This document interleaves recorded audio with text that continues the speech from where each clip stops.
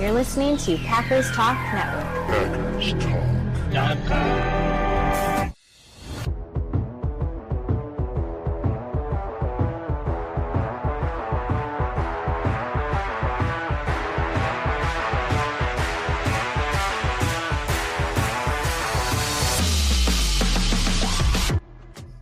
Welcome to the Packers Weekly Podcast, part of PackersTalk.com network. I'm your host, Miles Teddick, joined by your co-host, Tim Hamilton. We are diehard Packers fans that just love talking about the Pack. We're not getting into all the national sports media nonsense. We're diving into the top topics around the Pack every week, breaking down games during the season and sorting through all the drama and the drafts and all the nonsense of the offseason. If y'all want to support the podcast, please spike that like button for us. Give us a follow on the socials. Most importantly, jump over to that Packers Talk YouTube channel. Hit that subscribe button. Hit that little bell next to it for some bonus points for us. We greatly appreciate it. Helps us out a lot. And tell a friend about the show. Let's have some Packers talk together. There's plenty to talk about tonight. We're a fan base divided. Let's be honest with we're going to get into it. Which side do you find yourself on right now? Is there no hope? You can't beat Philly? Or are you the guy that says, hey, I watched the 2010 team go on a run from the wild card position. I've seen it. It can be done. Here we go. We're going to do it. Let us know. Let us know. You're going to see where Tim and I fall. But it should be a good discussion. Good little Packers talk this evening. But first, before we get started, few words from our sponsor, Wisconsin's own Ticket King. For over 30 years, Ticket King has been providing Packers tickets to Packers fans. You can find them on the web at theticketking.com or visit their locations in Green Bay and Milwaukee. For direct links to specific game tickets, please go to packerstalk.com/tickets or browse their website at theticketking.com. Good evening, sir. How we doing, Tim?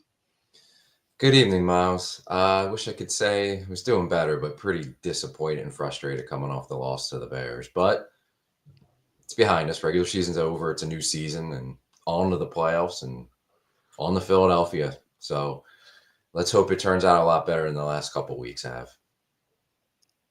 Hey, you're in the playoffs. That's all you can do, right? Like, that's all it takes at this point. We've seen the teams make the playoffs in the best of circumstances and still lose the first game they play, 15-1 back in 2011. So you can enter the playoffs with the best of circumstances and still poop the bed. So you go enter with the worst of circumstances, you might go on a run. You just never know. It's the NFL. It's a wild game, and it's a different season. Survive in advance, and I think.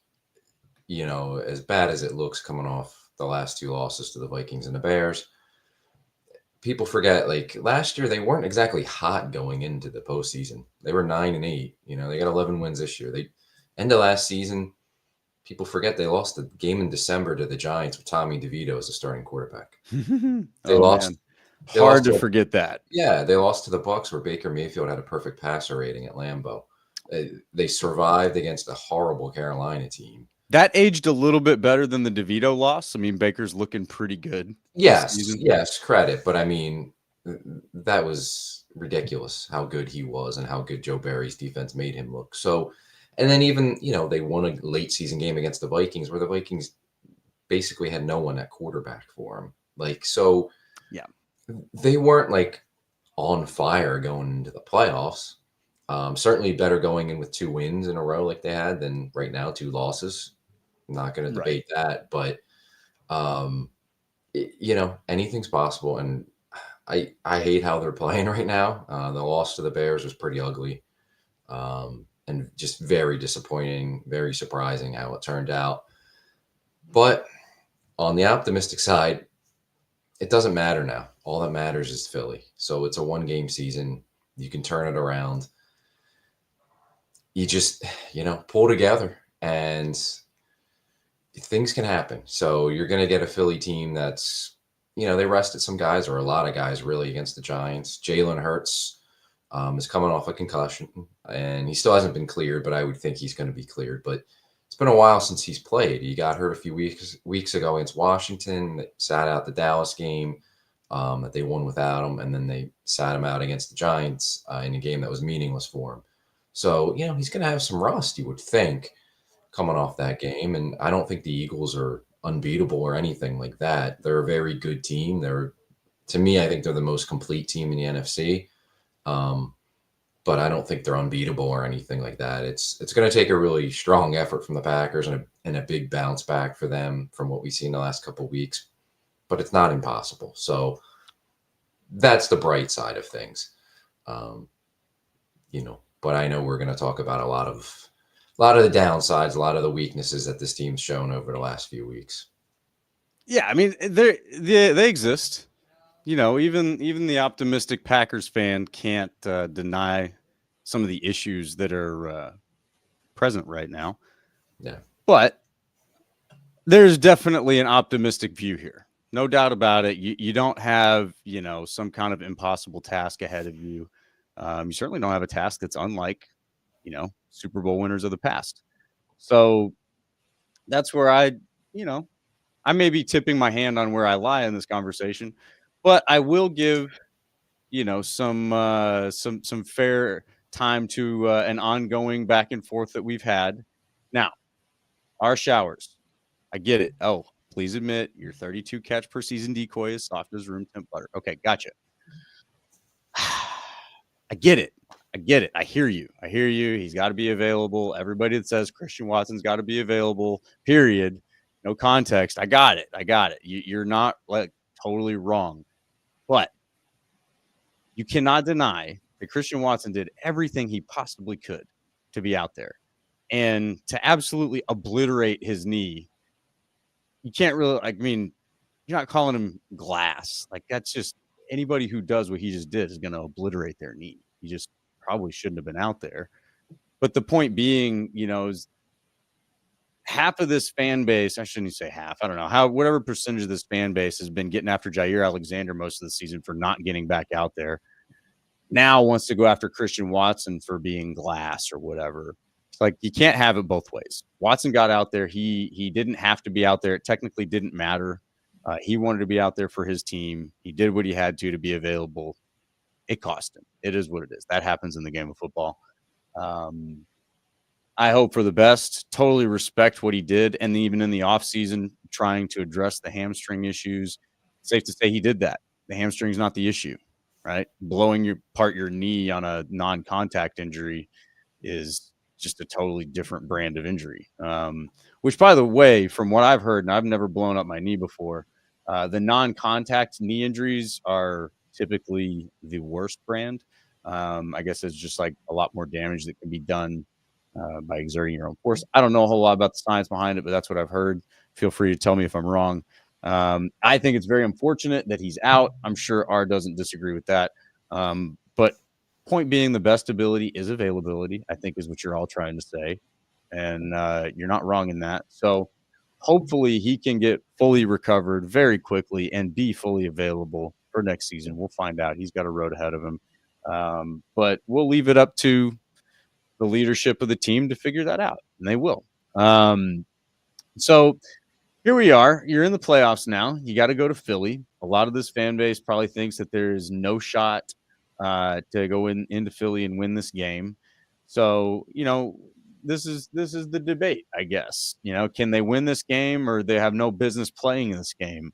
I've certainly seen playoff games the Packers had no business being in. So I don't know that I would qualify this game as that. But Tim, why don't you lead us off, man? Give us your case here. Which side of this thing are you on, and why?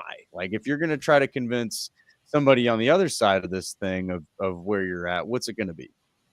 Yeah, I think they definitely belong in the game. I wouldn't go to that extent that they, don't belong in the playoffs or don't belong playing the Eagles. They were an 11-win team, and they deserve to be here. They can go toe-to-toe with the Eagles. They can go toe-to-toe with anybody in the NFC. They've shown that all year. The problem is winning those games and getting through to the other side. So it's going to be a really tough task to beat the Eagles. Even if the Packers were playing well going into this game, it's going to be tough. But my confidence level in this game is not real high, admittedly, right now. I hate to say that. I want them to win. Personally, I really do not like the Eagles. It's not a fan base that I like very much. So it's there's even like a more personal side to this one for me, but just the way the Packers are playing and some of the decisions that are made from a coaching standpoint that we've seen the last couple weeks, really even going back to the Seattle game where there's mistakes made in the 2-minute drill. There's a lot of issues right now, and there's only so much that they're going to be able to fix or cover up or hide from good opponents when you go into the playoffs, because now it ramps up even more. And when you're playing good teams like the Eagles, they're going to see what the problems are, and they can expose it a lot more than some of the bad teams that you've played. And right now, the Packers, it's tough to see a way for them to win this game without just so many things going right for them. Is it possible? Sure. But I can't say I'm real optimistic about it, unfortunately. And one of the main things that continues to come up, and we've talked about it throughout the season, is just the overall lack of consistency, really, in anything that they do, other than the running game on offense. And I guess the run defense has gotten better, but there's just a lack of consistency with this team, and they just haven't been able to take the next step.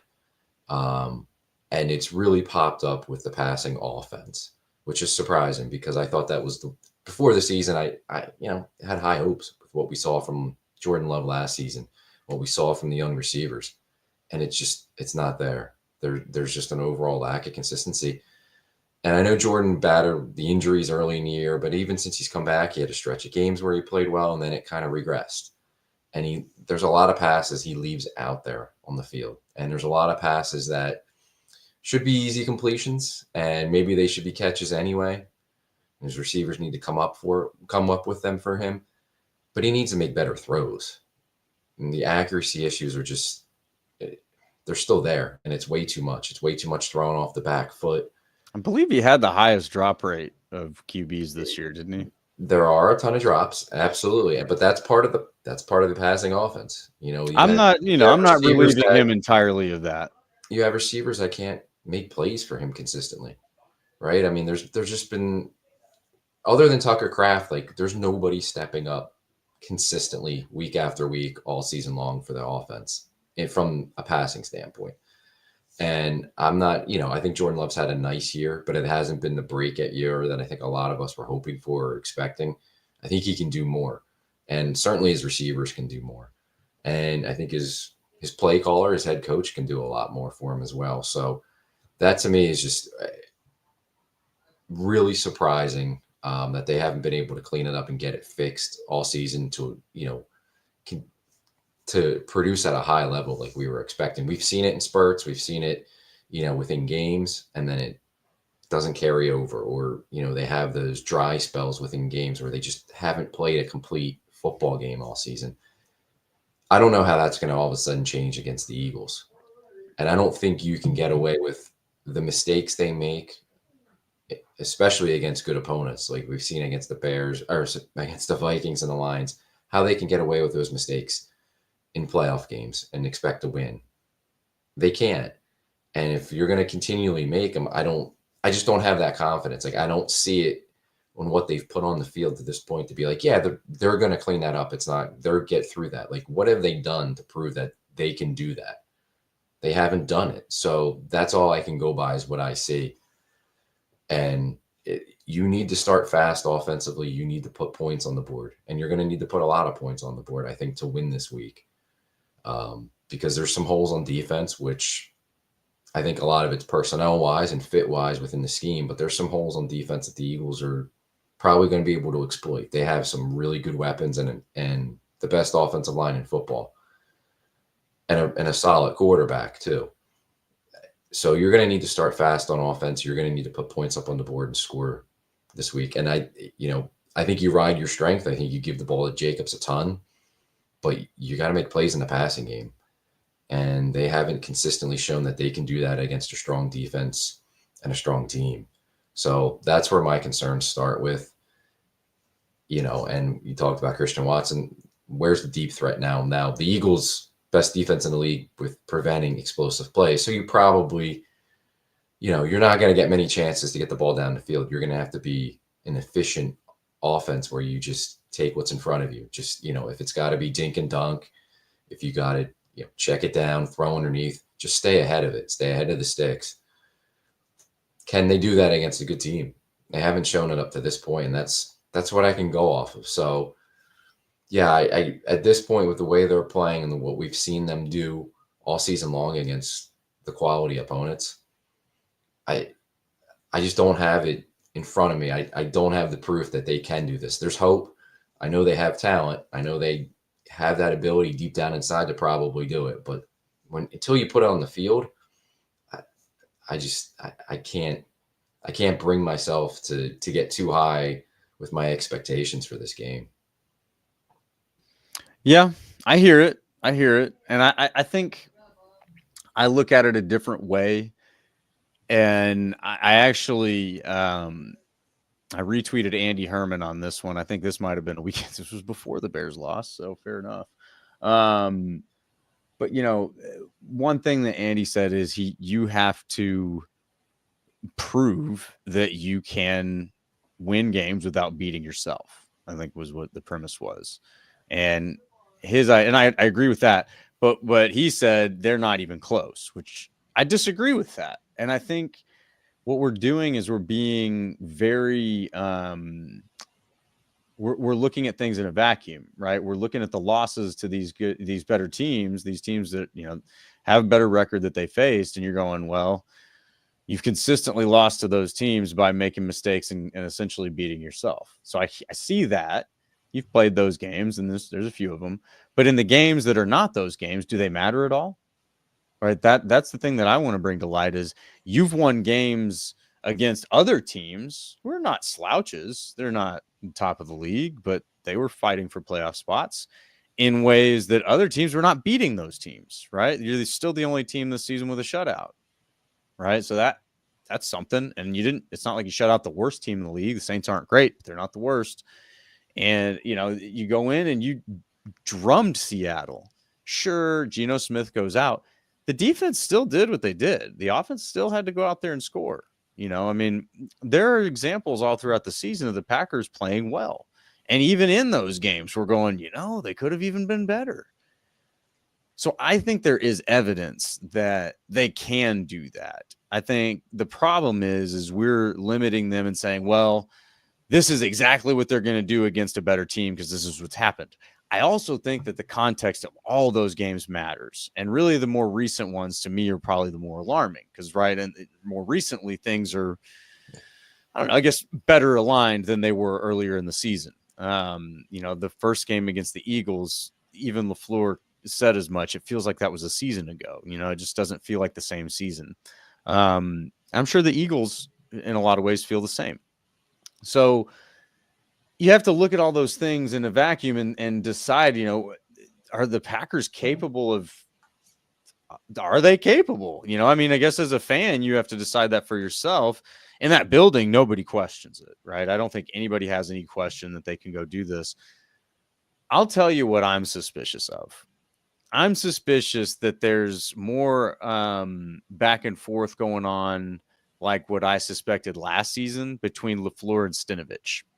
I think LaFleur is trying to give Stinovich some opportunity to do some things. And when he does, it doesn't look good. He'll never admit that. That'll never come to light. So it's super easy for me to say that. So I'm not sitting here saying I know, and that's exactly what's happening. That's what I think could be happening. And I think it makes perfect sense. It's a guy, your boss is trying to help you advance in your career. He's trying to teach you some things. All right, man, now here's some hands-on. Take it for a test drive. See how you do. Especially in a game like this against the Bears where it's somewhat inconsequential, but still consequential enough where it's like, hey, there's something on the line here. You better do this well. And I think that this happens very quietly across the league, but I also think it's why what was his name? The offensive coordinator for the Chiefs for so long. Was it Bieniemy? Yeah. Didn't get an OC job or didn't get a shot at a head coach job. He had to take another OC job. I think that there's a lot of that goes on where it's like inside the league, they probably know the difference. Like, hey, that was when he was calling the shots. It didn't look so great, but over here, that's when, Reed was on. So I don't know. this is me suspecting, but that's human nature. In professions, that's what people do. They try to train people. They try to give them a chance to see what they've got. The only way to do it is to do it. So LaFleur's got to be training Stenavich in some way as an offensive coordinator, hoping that he can help his buddy progress professionally. And I think when he does, it doesn't look good. And there's a lot of things that I'm hearing that make me believe this. So like LaFleur's press conference, what was that, today maybe? He said some things about changes that they were going to make. And it sounded eerily similar to what he said last season with the shake things up comment that I latched onto so hard. But that was really the turning point of the second half of their season last season. When he did that shake things up after the bye week, that's when they started looking a lot better. And he said a lot of the same things in this press conference. It's about preparation and how we approach practice and, some of these things. And he'll never admit exactly the details of these things, and he shouldn't. But I think there is some of that going on. The good news of that is it's easy for LaFleur to take those reins back. It's easy for him to say, all right, we're done with that. Here we go. And the one big thing that stood out to me in the press conference that made me think that is somebody asked LaFleur about something, and LaFleur said, yeah, that wasn't good. Had I known that was the plan, I would have changed it. I would have done something about it. So there was something in the preparation he wasn't even aware of. So that's why I'm thinking, okay, you're going a little too hands off with your buddy here, who's the offensive coordinator. It's like, fine, help your guy out, but you can't go that hands off at this point in the season. And my other thought was it's the Bears. If you're playing poker against the Bears in the cafeteria, you can't lose to the Bears. You cannot lose to the Bears. Yeah, the streak that you're on, the precedent you've set now with LaFleur as head coach playing against the Bears, you don't lose to the Bears. That should have been one of the the bottom of the tone set. It's look, I'd like to help you, dude, but we don't lose to the Bears. So as soon as things start going off the rails, get them back on the rails. And I think that they will now. I am on the optimistic side that LaFleur has said, all right, I'm driving now. That's the tone I took from the press conference today. But I am suspicious of some things like that. And there are things when you listen to the players, it can kind of go along with that. Again, this is all my own theory, guys. I'm not saying I'm right. I'm not saying I know all. I'm not saying, whatever. Just thoughts and theories based on listening to the coach talk, listening to some other people talk. But I don't know. At the end of the day, one of the biggest disappointments from that Bears game was that Joe Barry took Jeff Hafley hostage at the end of the game and called that prevent call. I don't know who let Joe Barry in the building. My goodness, you guys get the security better. That call, we're getting off topic, but that call was atrocious. And there's a lot of things that bug me about it. But number one was the Bears lined up with that formation. The Packers called a timeout. So they literally saw that formation, which was an odd setup where they had, basically had three guys in a line out to the right side. So the Packers saw it, had a timeout to make a call, to adjust to what they were seeing. Came out after the timeout, the Bears, same formation. And they had three safeties lined up in Sheboygan. I don't they weren't throwing a Hail Mary. There was a very clear line they needed, and you gave it to them. And you gave it to them as easily as you possibly could. And I don't fault Carrington Valentine at all. He's one-on-one. He has no help. There's nobody in the middle of the field. There's a three-man pass rush. There was no pass rush. There's nothing he could have done on that play. I have no idea what the hell that call was or how that gets called in that situation. But I mean, Hafley, I'm not going to Joe Barry kidnapped Hafley. He had him tied up, and he made that call. That was a Joe Barry call, but I'm not going to kill Hafley too much because 14 points in that game were, gifted to the Bears between a punt return and the fumble. But that call was horrible. I don't know what that was. And, and that it's Matt LaFleur too, because he should be knowing what the call is coming in. Now he couldn't call back-to-back timeouts there because he already called one. So, but he's got to be on the headset saying like, hey, what are we prepared for here? We just saw this unique formation from the Bears. What are we going to do? Yeah, I don't know. Baffling. And we can go back and talk about the timeout that LaFleur took because he wasn't sure how long the field goal was from McManus, if it was in his range or not. And he screwed that up by calling the timeout and giving the Bears extra time on the clock, which really ended up allowing them to get in the range for the field goal. It was poor. It was poor all around.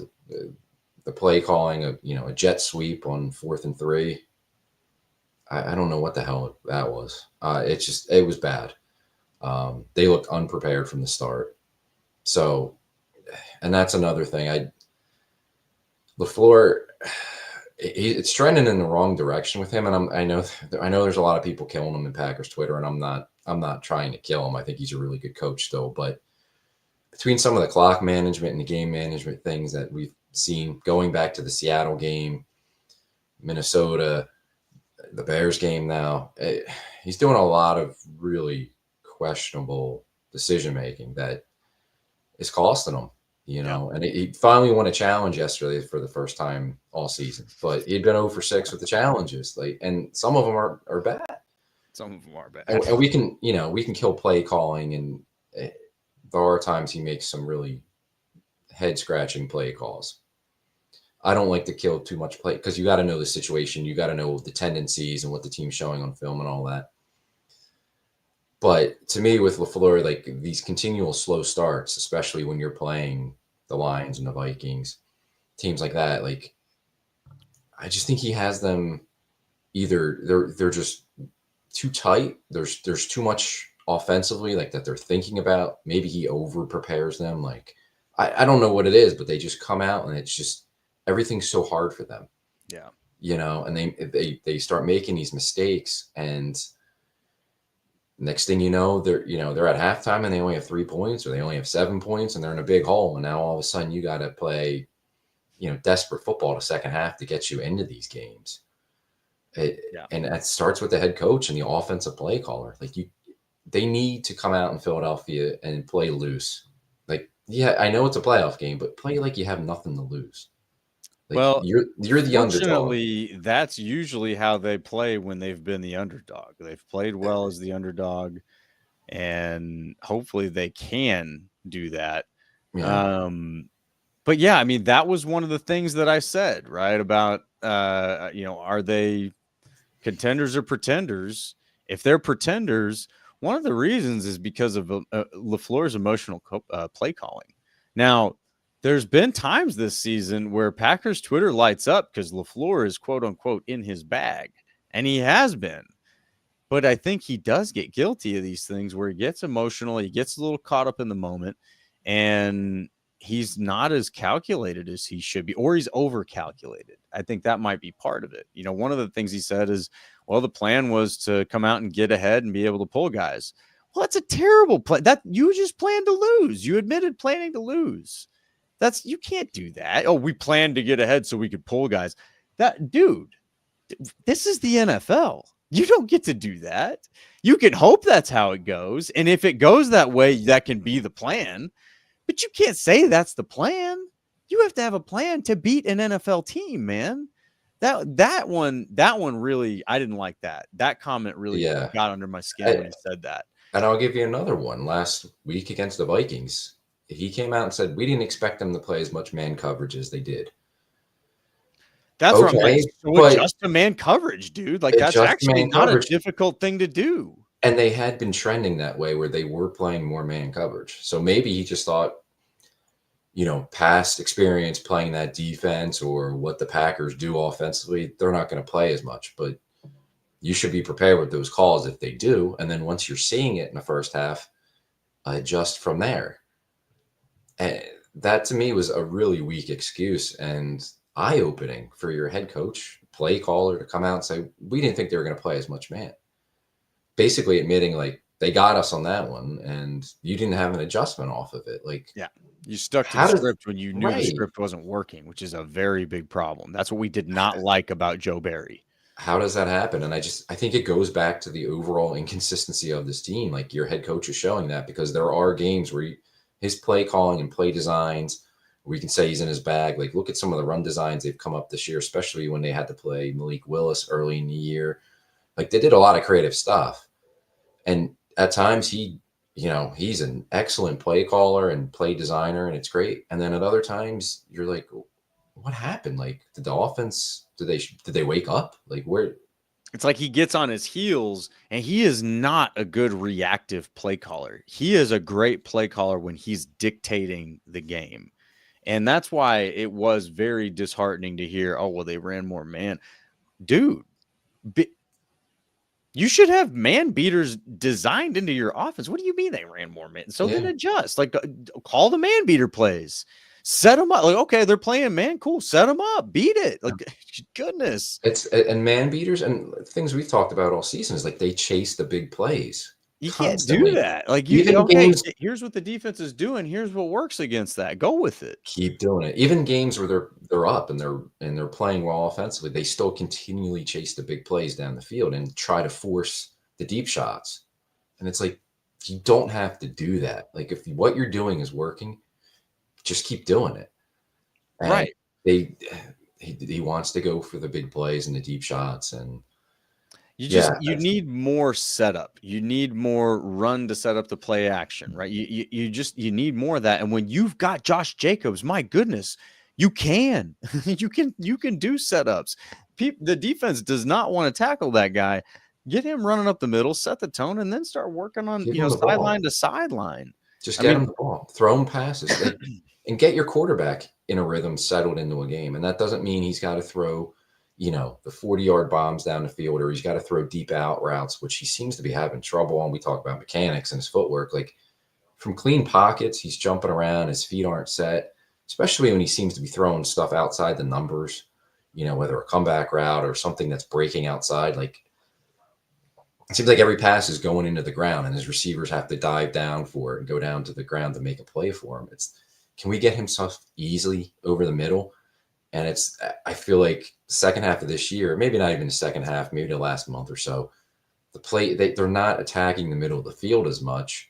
They're not as aggressive down the middle. It seems like more stuff's outside. And it's like, can we get him some easy completions? Like, just check it down to Tucker Kraft. Like, we see how good Tucker Kraft is after the catch. Let your playmakers play, man. If you throw him a 5-yard pass, he might turn it into 11 yards for you. Yeah. And even if he doesn't, and you're sitting there at 2nd and 5, who cares?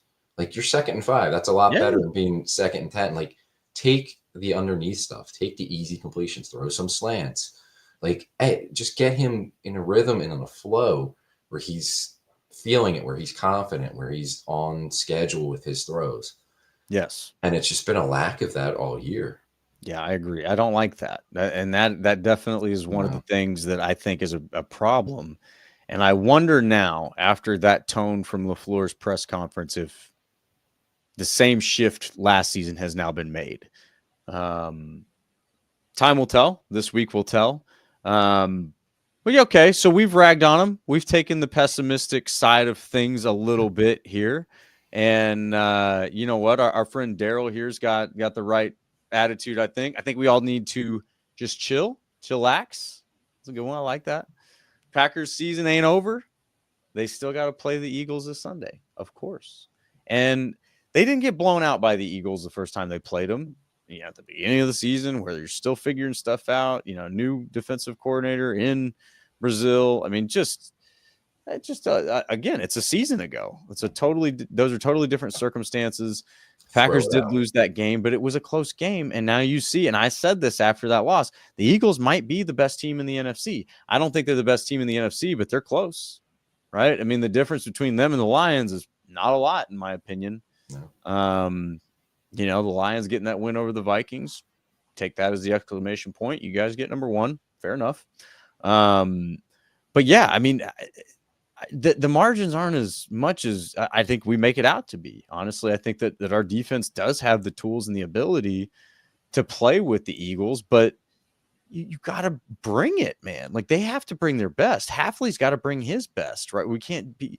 I think there's a lot of experimentation and figuring things out right now, and we got to stop. Quit it. And they did. They admitted it last week. Well, we're using Cooper in ways we haven't before. We're going to try that out. Okay, experiment time is done. Like, you know what works. You know what you're good at. You got a full season of data that says that. Stick to it. That's what I expect to see. And if you do that, I think it can be a game where you've got a chance to beat the Eagles, maybe in a close one at the end. But, man, it's frustrating to me the way that they've approached this at the end of the season.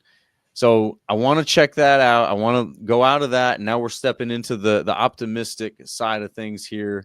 My biggest rallying point of optimism is the number one characteristic of this team is resilience. These guys don't quit. They just don't. Like, thick skull, don't quit. So I don't expect that they're just going to go into Philly and roll over. I think some people do. I don't. I don't know that they can win the game. Philly's really good. You know, it's going to be tough to win that game. You're going to have to bring your best. We'll see what they got. You know, they don't quit. So you can't rule them out. You can't say, all right, that's it, they're done. I think there's a lot of things to look at. Yeah, obviously Christian Watson's done for the season, but the offense is not without weapons. We just talked about Tucker Kraft, but Josh Jacobs is one of the best running backs in the league right now. That guy is a punisher. They know that. There's a chance that LaFleur gets with that and figures out the best way to not only use him, but use him to set up other things, you know, like Jaden Reed, Tucker Kraft, get Wicks involved, get Dobbs back healthy if he's going to be not sick, it sounds like. But I just don't think that there's any reward for counting them out sooner, right? I think some people feel that way. I don't, you know, and when I look at this team, I'll tell you the one time that they went into a playoff game and I just kind of chuckled to myself, like, not only are they not going to win this game, they just don't belong in this game.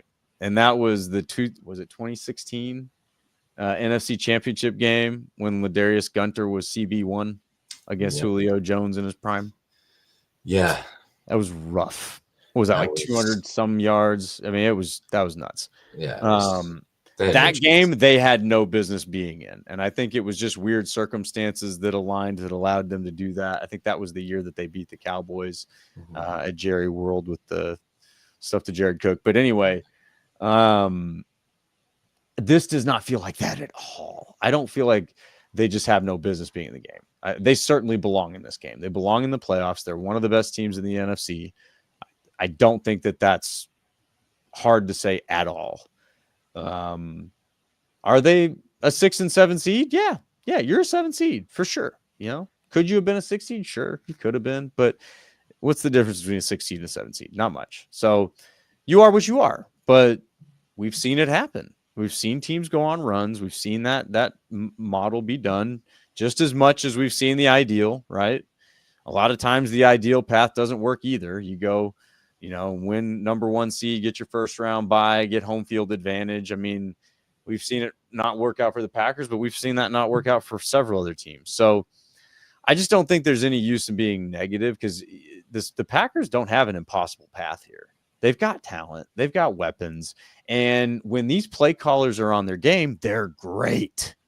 They're lethal. They are fun to watch. But that has, for me, that's been the issue. So you need to see LaFleur get in the play calling zone. You need to see Hafley figure out what works and stick with it. And you need to, I mean, I don't think you can point to injuries, fine, even on the defense. But you see other teams like the Lions, like, dude, they're down, like they're shopping at the grocery store for pedestrian cornerbacks, right? Like, and they're still playing elite. So I just don't want to hear it, you know. Like, I think against Minnesota last night. Yeah, I think they've got I think the Packers have the guys. If you give them the right job, you put them in the right position and make the right play calls, I think these guys can get it done. But yeah, it does take a leader. I think the leadership is there through Xavier McKinney on the defense. I think the leadership is there on offense through Jordan Love and Josh Jacobs. I think even LaFleur, when he gets focused, he's an excellent leader. But now here we are again. There's these moments where we have to question him as a leader. We have to question that leadership and go, dude, are you going to get this right? Because right now, I don't know if you're going to get this right. You're showing me that you're kind of struggling to get this right. And that's where we were last season. I remember that. So hopefully we have evolved from that and they've got enough to learn from. And losing to the Bears in the last game at Lambeau this season leaves a bad enough taste in your mouth that you're a little pissed off this week, and I felt that way last week, right? Like they should be a little pissed off this week. Well, you should be even more pissed off now. You just like losing to the Bears should just bother you. It should get under your skin if you're a Packers player. So I think that there's a fire there that could be ignited. I think there's a team that is resilient beyond belief. And I do think you have the pieces that can win games against these teams in the playoffs. You haven't been destroyed by the Lions and the Vikings and the Eagles. You can compete with these teams, but you do need to bring your best to win the games. Can they do that? That's the question. So there's my case. I think that the optimistic case is you can go on a wild card run and repeat what the 2010 team did. I hope you're right. And I'll be the first to admit that I was the pessimist and didn't expect it at all. So I hope you're right. I think it's going to take a lot to beat the Eagles. Not that they're unbeatable. I don't like the way the Packers are playing. And I don't like decisions that are being made by the head coach and his management of the game. But to win this game, I think they got to play loose and they got to play aggressive. They need a good start, especially offensively. You're going to have to put up a lot of points in this game. Just because I think they got some holes on defense that the Eagles are going to be able to expose. The Eagles got two very good receivers. They just got their tight end back, Dallas Goedert. Saquon Barkley's a stud, but it starts with their offensive line. They have one of the best offensive lines in football. That's like the engine that drives their entire offense. As good as those pieces are around the offensive line makes it so much easier. They open up the holes. They protect the quarterback. Absolutely. That's the huge You don't get a advantage Saquon they Barkley have. with a bad offensive line. Yeah, I mean, we saw Saquon with the Giants, and at times he was really good, but there are a lot of games where he didn't do a whole lot up there. Right. And now he's got huge holes that he can plow through, and it's that's why he ran for 2,000 yards this year. So I start fast on offense.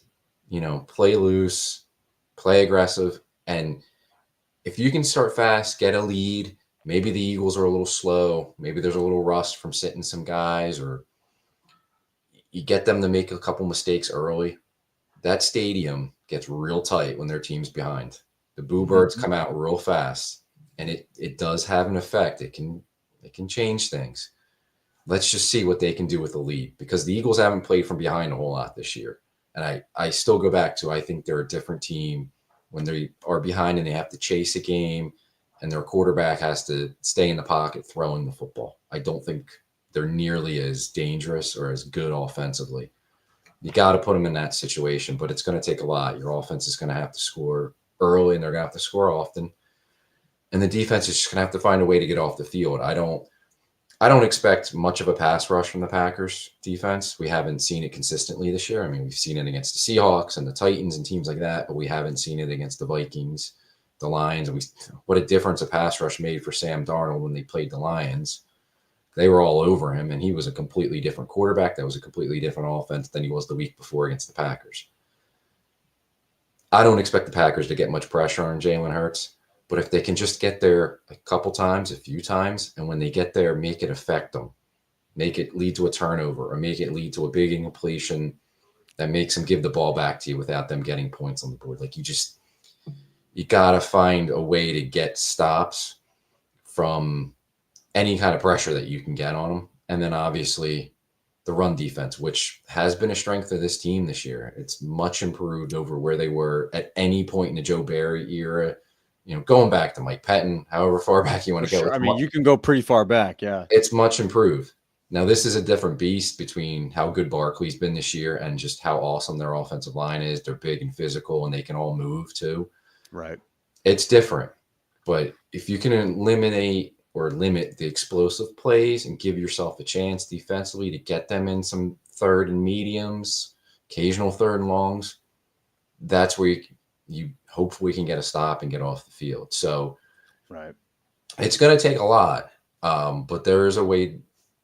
There is light at the end of the tunnel for them to do it. I think the Watson injury is obviously huge in a game like this. But you got to feed your best players offensively, and that's a lot of Josh Jacobs. That's Tucker Kraft. And I know Jaden Reed's know much about Musgrave. Is he still trending in a good direction? He's not playing a whole lot, and when he's played, he hasn't really made an impact. He hasn't been getting a lot of snaps. I'd like not a ton to of see more snaps, from him, especially without Watson, because he does have the athleticism to stretch the field more than Kraft does. The two of them on the field at the same time can, I think, create a lot of similar opportunities the way that Watson did. Decoy or not, all right, Showers. Watson carrying 2 to 3 defenders a play is a legitimate advantage. Big. So I think this has to be maybe this is Jaden Reed. I know he's been inconsistent. The fumble was bad against the Bears, but he's made plays at times. The first game of the season against the Eagles, he made a couple big plays. Right. Maybe this is the Jaden Reed game where he steps up, but you got to feed those guys. Yeah. Like Jacobs needs to run the ball, but you need to throw him passes too. Maybe that's, some early, easy passes for your quarterback to just, number one, get Jacobs the ball and get him rolling, but get Jordan Love some kind of feel for the game and in a rhythm and get him comfortable. Yeah. But yeah, playoff games. I think, it's about your guys, like the Jimmies and Joes, not the X's and O's, right? Like feed your best players. Yeah. They got to, and to make it real simple, Jordan Love's got to play really well in this game. Like, yeah. If he's just, he was okay, they don't have a chance to win. Like, no. This team has to play really well. Has to play really well. Because, I mean, they got turnovers. I think they picked Hurts off 3 times in the first game. It was a long time ago, right? Like, so we kind of throw that out. Yeah. But, that's maybe they can force something again. Maybe there's Love needs to protect the ball. If he can protect the ball and commit no turnovers, I trust the defense can get at least 1. That might be the difference in the game. Could be. Yeah. Playoff games like that can swing on just any little play. That's why you got to be dialed in and focused. And there can't be the lapses with turnovers, with penalties, or not finishing drives in the red zone. That was another thing the first game against the Eagles. They didn't finish drives with touchdowns. Right. That's something they've cleaned up over the second half of the year. They've been really good once they get down there because they're giving the ball to Jacobs a lot and he's finishing with touchdowns. They have shown the ability to figure it out. They go, hey, this works. Let's do it. In certain areas they have. So, yeah, Jordan Love needs to be on schedule and just some positive yards, because if you sit back there and it's 3rd and 8, 3rd and 9, they have the pass rushers. Jalen Carter is a nightmare, the block inside. They have Sweat coming off the edge. Like, they're pretty deep with guys that can get to the passer, Nolan Smith. And then that defensive front is intimidating. Defensive front, then you have a really good linebacker, Zach Bond, who came out of nowhere. That was former Badger. Like, they put him at linebacker, which he had never played before. I know where he came out of. He had never played linebacker before, and they put him there, and he's had like an all-pro year. And then they're really good in the secondary still. Like, they're good at all 3 levels, but run the ball and just some short passing to get your quarterback comfortable and in a flow. Yeah. And it might take a lot of, 9 or 10 play drives where it's, it's not going to be the deep bombs. You're going to have to, what is it? The 1,000 cuts to get you down the field. But do it. Dink and dunk and just positive yardage. And if it's got to take 9 or 10 plays to score, that's what it's got to be. And that's keeping your offense off the field. Yeah. That's how you control a game, right? You don't control a game by taking a deep slash and then, you burn 30 seconds off the clock and hand the ball back to the defense before the defense has even had a chance to collect their thoughts. No, I think I totally agree with you there. You have to kill them death by 1,000 cuts because you have to control the ball and time of possession. And you can do it. I think that's the encouraging part. They have the ability to do that. They have the tools to do that. Now, you have to they have to bring it. They like the offensive line has to bring their best, man, because this defensive line is a beast. Yep. And it's going to be a day for these guys. They're going to be fighting all day long. You got to bring it. But they can. We've seen these things. Now, I want to point back to this real quick. Musgrave's snaps have increased every week since New Orleans. So, I don't know if that's when he got hurt and he had to kind of take it easy because he got some decent snaps before that. No, that is okay. That doesn't show the injury gap. Yeah. So he came back against New Orleans. He got 8 snaps. Minnesota, you got 12, and then Chicago gets 17.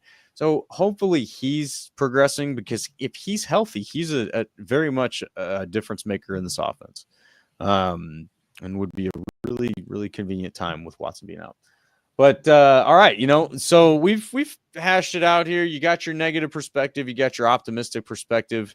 I know we're a divided fan base right now, Packers fans. I know that some of you want to just be mad about some of the stuff. Some of it's frustrating. When you lose to the Bears, you lose to the Vikings, it should taste bad. It tastes bad to me. Hopefully it tastes bad to these players. I think it does. It sounded like they had some choice words in the locker room after the game, which again, I think could be a good thing. It's good that you have the time that you can do that now and you're still in the playoffs. Anyway, but I did want to point out, we're in the playoffs. We're in a playoff game against the Eagles. I got on the great Reggie White here, rocking the Minister of Defense. All right. We're bringing the real vibes, okay? We're bringing the real championship vibes this week. Get it locked in. We can be mad about losing to the Bears later, but guess what? The Bears are not in the playoffs. The Packers are in the playoffs.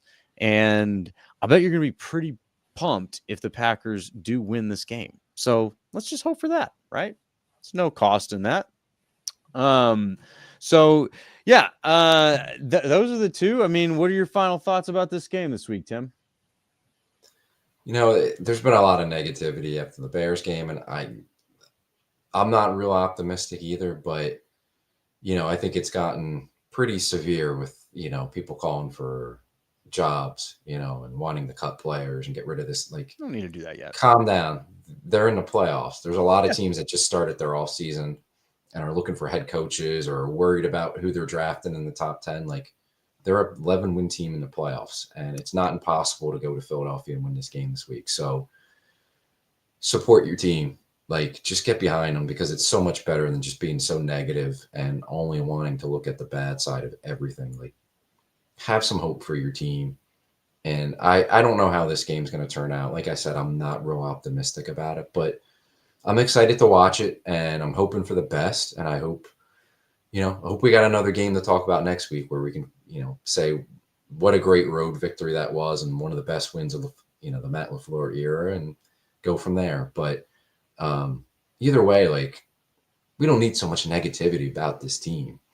It's frustrating coming off the 2 straight losses to end the regular season, but the season's not over yet. They get to play more games and it's a new season, and it only takes one win, and then who knows what the hell can happen. You get rolling from there.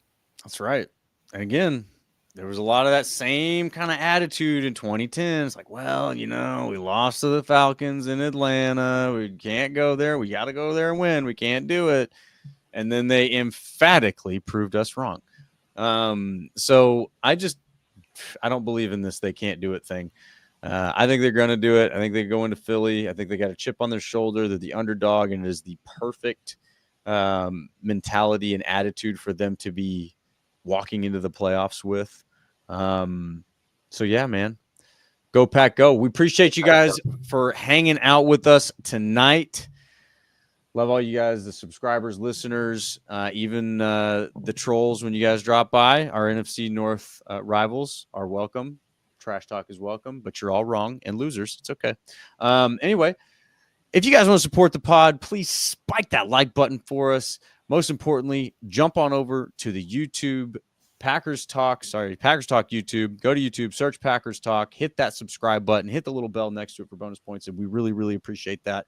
Enjoy this, guys. There's a whole lot of teams out there right now that wish their team was playing in the playoffs. And Tim and I, we both live in rival markets. We know how it can be on the other side. This Packers thing we got going on, it's pretty good, right? We got to take this for what it is, be grateful and enjoy it. So please do that this week. Fan hard, go Pack, go, and we will see y'all next Monday night.